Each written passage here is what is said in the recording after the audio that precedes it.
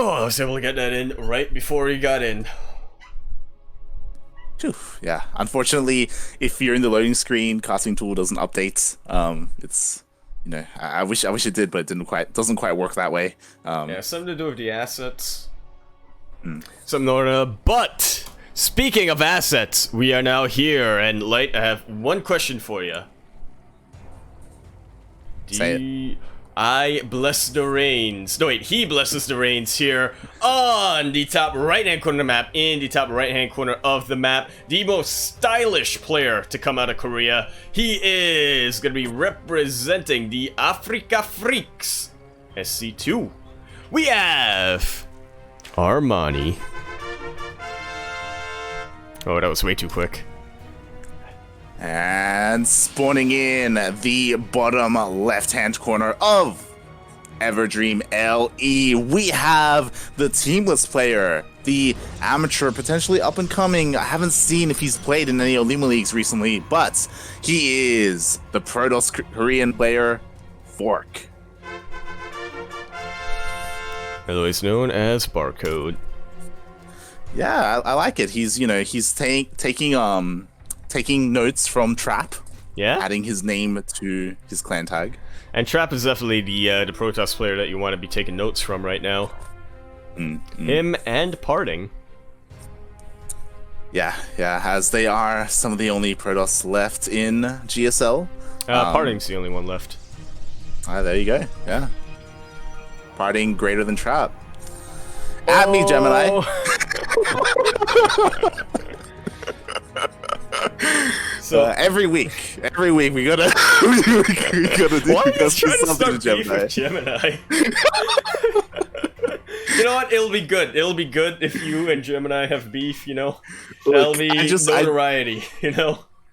I just want the K drama. Okay, that's all I want. But, like, I'm just getting all this material for the future, like esports drama about the foreign fan who comes to Korea and he finally meets, you know. Well, he finally meets his idol, but his old idol hero, like he was in the military and he didn't know that he came back, Yaku. And then when hero came out of the military, he was so happy to see his fan again, but he was with another pro player. And his name was Trap. The drama. And then they fight to the death. they fight in StarCraft. They have like a best of 69. The winner gets to be with Gemini. But Gemini doesn't get to say it. But in the middle of the series, who swoops in? It's Parting. It's Parting. He comes out with a steel chair. Oh my god. Speaking of Parting, that's the Twilight Council first. That is the Twilight Council first. We'll see if we have another glaive opener. You know, we have seen that quite a bit in this matchup. Didn't really get to talk about it. We are in the ZvP. And oh, what? That's gonna be Charge. We've seen this on Saturday, Light. We have seen this, and this we've seen Beastork do this on Saturday. This is not common whatsoever, but maybe it is catching on as part of a trend. We do have a charge opener, and this can do really well, especially if your opponent scouts it too late and just has roaches. Roaches aren't ideal against this at all. You're going to want like banelings, but... Absolutely. This works really... This is one of the few builds that works even better when your opponent scouts it, because your Zerg opponent, they see that Twilight Council. What is the most commonly researched upgrade currently in the meta? It's glaives. At least when you're going Twilight Council first. They're going to be preparing against that. You're going to be getting roaches. You're going to be getting all those units that do real well against adepts that don't do particularly well versus zealots. Oh, but the Lynx got in. The wall was not a wall. No, it was not. And Armani, you gotta think, what is in his mind right now? He sees a lot of gateways. He sees that's two bases. He sees that Warp Prism. Actually, I'm not sure if he saw it at Warp Prism, but he's got a good idea. So he doesn't see any adepts yet. Yeah. So I'm very curious because something that is a tell of this build is the gas counts. And if the Zerg player, and I'm assuming Armani in this case, does count the gases and see how much Armani is a Zerg player. Yeah. Well, as I should say, if the player is like good enough to count gases, which I would say Armani is, then you can. then you can determine that it's going to be charge zealots, as zealots are very mineral heavy, not so much in terms of gas. Absolutely, you gotta know what you want to prioritize your resources on, or rather, what resources you want to prioritize there. Good pick off there on the Queen, does match you a hot pickup there in the end, Fork does. But not quite getting the big damage. This is kind of an all-in build, but also kind of not. It's very committed, is the term for it. Yeah, you want to be getting damage so. done, just to be on equal footing economically. Yeah, and there is a follow-up as well. Like, it isn't like this is his one and only plan. There is Storm on the way. Twilight, the Templar Archives was finished up as well, so that is the follow-up. But regardless, these zealots, ideally, they do deal some kind of damage more than just killing a queen. Ideally, that is what it's going to be, and I think if we can harken back to Saturday, one thing that Beastork did that Fork isn't doing right now, which was something that was really good. Beastork actually went immortal, I think even double immortal first, before getting the Warp Prism done, as a means to... which is... as a means to be even more effective versus the Roaches. 4 Zealots, that's not really going to cut it, but 2 Immortals and a couple of Zealots to buffer for them, that kills a Zerg player when they go Roachling. Yeah, definitely, and we'll see if that'll come into play, as I imagine there will be an Immortal follow-up push with Storm as well. So far, this Warp Prism just hasn't found much damage at all, actually losing a bit of health there as well, which is a little bit worrying. Behind this, we do have Fork going for a third base though. Yeah, we do, but it is looking to be a little bit of unideal timing right now. Armani has just about had it. He is moving in, and he has over twice the army supply right now of Fork. We'll see if what Fork can get done with these Immortals. Some juggling. No sentries here, so there won't be any... okay, there's a sentry up somewhere. It's not here anymore. What I'm a little bit concerned about it, there is high tempo for Storm, but that's they are. Oh god, the Biles hit so much there, and as I was saying, Storm isn't ideal against Roaches. That's not what you want, and all the high tempo get picked off. It can soften them up, but you better have a way to clean them up, and right now, Fork just doesn't. Yeah, it does look like so many Immortals get picked off, and at the same time, there are Zealots hitting the third base of Armani, but again, it doesn't look like they're going to be able to be doing too much damage. They get cleaned up as well with the reinforcements. Roaches here. This Warp Prism is looking in a lot of trouble. The Biles do manage to connect. Nothing here to really clean it out, though. But Armani, he has more than enough supply here to clean out any reinforcements that that Fork is going to throw that way. And now it's just 2 Immortals. It's only 2 Immortals. 2 Immortals. There's no wall, there's no sentries for force fields, and the Immortal gets pounced upon. The Roach Ravager here is looking supreme. So much is depowered as well, and... this is the beginning of the end. The Biles, once again, going to be taking out these Archons. And, you know, Fork, he's sticking in there.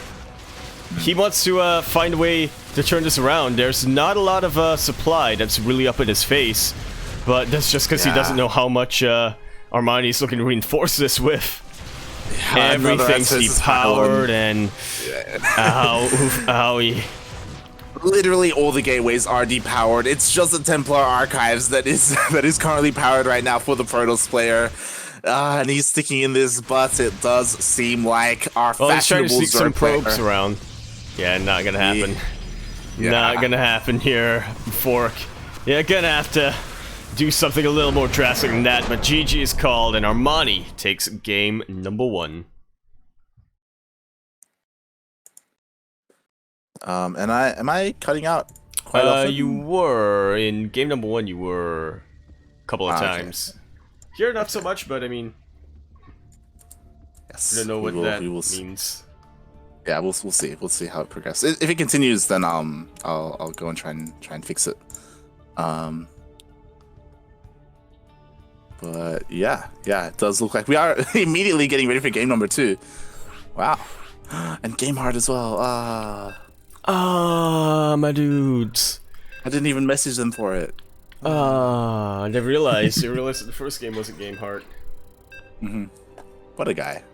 What a guy. Look, he isn't just fashionable in terms of clothing, he's fashionable in terms of manners. Like, beautiful. Got it. First you get the hard game, then you get the sponsorship deals. So there are any Zerg players out there who are taking notes from Armani, that's how it's done. And speaking of that, it is now here in the... Whoop, that was a misclick. In the bottom left-hand corner map, spotting in the bottom left-hand corner of the map. That is Eternal Empire, L-E-E-L-E, Ile, which does, of course, stand for etc. etc. leg egg. That's what it is. If only it was swapped around, so it's L-E-E-E. That would have been a little bit better there. That would have been like, you know, leg, egg, etc. and etc. No. In the bottom left-hand corner of the map, spawning in the bottom left-hand corner of the map. And I got a question for you, the viewers, and also Light. Are you free? Freaka TV. Representing the Afrika Freaks all the way from Korea, he is the most fashionable Zerg player. It is Armani. And spawning in the top right-hand corner of Eternal Empire LE, we have the teamless Protoss player representing South Korea. He is a fork. A fork? Oh, that's why it's. Oh no, it's actually genius. Look at his name, like in game. Mm-hmm. You know what that is? Yeah. Some people say that? that's a barcode. I say that's just a multi-pronged fork. What? That's fork is not a barcode, right? But is it a barcode? Maybe it's just a barcode? Maybe it's just a massively pronged fork. You know what? You know think what? about it like that? No. Exactly. No, but that was a bit weird. Oh, he's pulling the boys out of Gaslight. He's pulling them out. He's pulling the boys, and he is going to his natural, as he was forced to take it at the third base location. And the probe was being annoying at the natural, allowing Armani to take it freely. So, you know, nicely done there. As once again, we do have a Twilight Council opening. No, it's still to be determined. Is it going to be Charge? Is it going to be Glaive? But we do know that it's going to be one of those. So Armani, he's not really looking to get spores yet. I'm not too sure how Glaive Adepts do on this map. You know, the distance between the third base and the main is a lot longer by ground, but I mean, it could still work. Definitely. It's and Glaives. Yeah. Okay. I like it. Switching things up a little bit. Definitely. And you don't just have to go from the third to the main. You could go from natural to the main to the natural. The point is, you just want to be stretching your opponent's forces up as much as you possibly can and see if there's an opening for you to shade everything in. Definitely, and especially in this kind of position where you force your opponent to take the third as their natural, then this is the ideal situation for something like Glaives. Because now there are, like, the third base is relatively saturated, it is a lot more vulnerable, it's a lot more difficult for the Zerg player to defend them because the creep between them has to be spread first. But nicely done, Armani preemptively. Like, yeah, he's spreading the creep between his third and natural. There's something I think on when we're casting, we don't really see a lot of Zerg players actually do this when you're forced to take the third base, but again, Armani just knows I'm in a little bit of a compromised position. Let's make it a bit less compromised. So already he's connected to creep on all of his bases. So that is going to be a lot easier for him to dance his roaches and queens back and forth. Definitely, and obviously this is inefficient if you're a Zerg player who wants to be very aggressive, you know, once your unit's moving out across the map as soon as possible. But as a defensive Zerg, this is ideal, and he's nicely situated and prepared for these Glaive Adepts. And these Glaive Adepts are making their way across the map. They are loading right into the Warp Prism. They're making their way like they are making their way downtown, and should be spotted here by the two. Yeah. I almost said overseers. I know what they're called. Overlords! That's the one. observers, no, overlords. And now Armani already has the units in position. Actually forces the Shade to retreat instead of going into the bases. And that's what happens when you really push your Protoss opponent that far back. They know that they can't shade in. They have to shade away. I don't know how I feel about this. This is Fork really like respecting his opponent, and behind this, you know, just like last game, he's getting Immortals, he's getting a Templar Archives as well. He is trying to deal what damage he can with these Adepts, but he hasn't warped any additional Adepts in, so there won't be any kind of snowball effect taking place here. No, it will not, and that's something that you don't really have to rely on as a Protoss player, but it's definitely where a lot of your bets were on. It's not impossible for Fork to catch up now, but I am worried. He is on 2 bases. He doesn't seem to have a lot of chrono boost on him, as again he is only on 2 bases. Yeah, and honestly, I'm not too fond of this follow-up. He did the same thing in game number 1, where immediately he goes into Templar Archives and Storm. Especially against a Roach Ravager composition, this isn't ideal. You're better off getting more Immortals, maybe even instead of a Templar Archives, getting a second Robo instead for double Immortal production. Anything along those lines. But instead, he is opting for these Storms, and we'll see how good the connections will be. Yeah, especially when you're facing a Roach Ravager composition or a any sort of unit composition that is comprised of armored units, you really want the best connections that you can get, because it just matters that much more. Yeah, definitely. I mean, to be fair, it will be easier to land connections as Roaches are relatively so it'll be more difficult to split them and spread them out, but we'll see, as here comes Armani trying to apply pressure here at the 3rd base of Fork. I'm not sure if Fork should be fighting here. There's not a lot of defenses up at his 3rd base. He is gonna get biled down. So many High Templar already taken out. God. It is just 2 that is now being turned into an Archon, and those Storms, they hate to say it, but they were not good at all. They weren't as good as the Biles. We can say that at least. The Biles just immediately landed on top of all the High Templar. Landed on a couple of Armani's own units, but at this point, he can sort of afford to. Trying to bile down the Warp Prism. Can't quite get that, but at the end, doesn't really matter. This Warp Prism is not in position to top pickup, but here it is in the end. But what a trap set by Armani. And I think we're about to have a 2-0 right now, Light. Wow, just the Biles were so good for Armani, and there it is.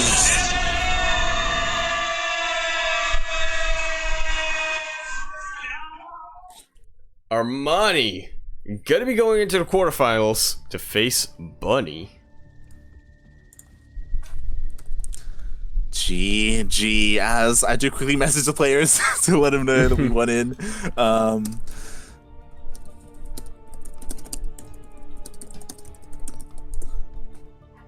As we let them know, and yeah, that was really well played by Armani. Honestly, his Biles, his Ravager control, that's like the wet dream right there. That's as a Zerg player, that's what you want. You want to be able to shoot Biles and somehow shoot down the Warp Prism when it's not like when it's not opened up. Like that was insane. It absolutely was. I feel like it was a little bit 50-50, you know, a little bit of luck was involved there, but at the same time, Armani, I think, I like to think anyway that Armani was sort of thinking ahead. He knew, oh, that Warp Prism, it's a little out of position right now. What does Fork want to focus on right now with his Warp Prism? It's juggling the Immortals. So he biled down the Immortals, and as the Warp Prism moved in to pick them up, just a little bit too late. Yeah, that was really well done there by Armani. And it looks like we are having a couple more results come in. It does seem like Trap has his own lobby ready. It does seem like Chicken Man is heading into that. As I refresh the bracket to see what matchup that is. It should be Creator versus Trap. Ooh, nice little PvP coming on for you as SOS just watches in the background. Do you think he's all right? Here's the scenario. Okay, we got Trap and Creator and SOS. He's like whispering. He's like, hey, Cannon Rush, and then they like wave him away. He's like, just leave me alone. He goes to the next player. Hey, proxy. You like keeps going between them, like trying to like tempt them into these builds, and they're like, "You're not even playing today. What are you doing? What are you?" And he's like, go exactly. Exactly. I'm not playing today. I don't need to. I'm $1 million man. How many $100,000 tournaments have I won?